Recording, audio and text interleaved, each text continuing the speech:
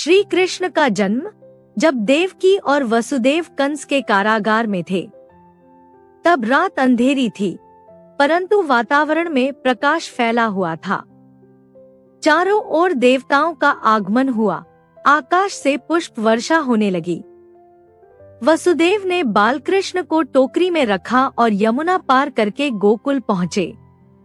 वहां उन्होंने बालक को नंद बाबा और यशोदा की कोठरी में सुला दिया और उनकी कन्या को लेकर मथुरा लौट आए। इस प्रकार श्री कृष्ण का पालन पोषण गोकुल में आरंभ हुआ। गोकुल में जन्म लेने के बाद श्री कृष्ण की बाल लीलाओं का आरंभ हुआ। कभी वे माखन चुराते, कभी गोपियों के घड़ों को फोड़ देते, कभी बांसुरी की मधुर धुन से सबका मन मोह लेते। समय बीता और श्री कृष्ण का पहला जन्मदिन आया। गोकुल में उल्लास का वातावरण था। नंद बाबा ने पूरे गांव में घोषणा कर दी, आज हमारे लल्ला का जन्मोत्सव है, आप सब आमंत्रित हैं। आइए मिलकर गोकुल के कान्हा के लिए उत्सव मनाएं। गांव की हर गली को फूलों और आम्रपल्लवों से सजाया गया। महिलाएं मंगल गीत गाने लगी, बच्चे ढोलन गाड़े बजाने लगे। हर घर में दीपक जलाए गए और पूरा गोकुल एक बड़े उत्सव स्थल में बदल गया। यशोदा मैया ने सोचा, लल्ला के जन्मोत्सव पर मैं क्या क्या पकवान बनाऊं। उन्होंने अपने रसोई घर में प्रवेश किया और तरह तरह के व्यंजन बनाने लगी। माखन मिश्री, खीर, लड्डू, पेड़े और अंत में गेहूं के आटे से सुनहरी पूरी। पूरी तली तो उसकी सुगंध पूरे आंगन में फैल गई। गोप बालक खेलते खेलते उस सुगंध से आकर्षित होकर दौड़े आए। सभी बच्चों ने पूरी देखी और मचलने लगे, मैया हमें पूरी चाहिए, हमें भी खाने दो। जब सब बच्चे पूरी मांग रहे थे, तभी नन्हे कृष्ण भी आ गए। उनकी आंखों में शरारत चमक रही थी। वे धीरे धीरे चलकर पूरी की थाली तक पहुँचे और चुपके से एक पूरी उठाने लगे। यशोदा मैया ने तुरंत देख लिया और बोली, अरे लल्ला, पहले भगवान को भोग लगेगा, फिर सब बच्चों को मिलेगा। अभी तुम पूरी नहीं खा सकते। कृष्ण मुस्कुराए और भोलेपन से बोले, मैया भगवान तो मैं ही हूँ, भोग किसे लगाओगी, मुझे ही पहले खिलाओ ना। सभी उपस्थित गोप और गोपियां यह सुनकर हंस पड़ी।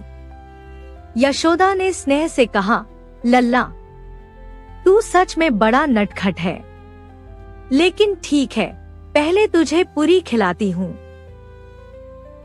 उन्होंने एक गर्मागर्म पूरी तोड़कर छोटे से टुकड़े में कृष्ण को खिलाया। कृष्ण ने खाते ही प्रसन्न होकर सब बच्चों की ओर पूरी बांट दी। उस दिन से यह परंपरा चल पड़ी कि जन्माष्टमी पर प्रसाद स्वरूप पूरी अवश्य बनती है। समय बीता, कृष्ण बड़े हुए। उनकी लीलाएं गोकुल से वृंदावन, वृंदावन से मथुरा और द्वारका तक फैली। लेकिन जहां जहां कृष्ण गए, वहां लोगों ने उन्हें याद कर जन्माष्टमी का उत्सव मनाया और पूरी का भोग लगाया। कहते हैं कि पूरी केवल भोजन नहीं है, बल्कि प्रेम और सादगी का प्रतीक है।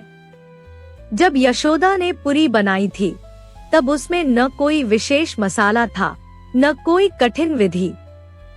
केवल आटे और तेल से बनी उस पूरी में माँ के प्रेम का स्वाद था। यही कारण है कि आज भी जन्माष्टमी पर चाहे कितने ही बड़े पकवान क्यों न बने, पूरी का स्थान सबसे खास होता है। जन्माष्टमी की रात गोकुल में कैसी रही होगी, आइए कल्पना करें।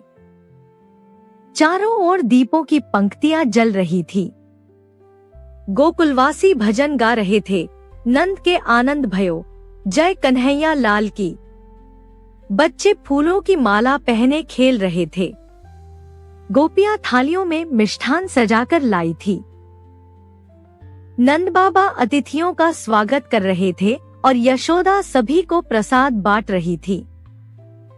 सबसे बड़ा आनंद तब हुआ जब छोटे कृष्ण ने स्वयं सबको पूरी खिलाई। वे थाली उठाकर गोपबालकों में पूरी बांटते जा रहे थे और हंसते हुए कहते, ये तेरे लिए, ये तेरे लिए। गोपबालक पूरी खाते खाते हंसते, कूदते और गाते। पूरा गोकुल आनंद में डूबा हुआ था।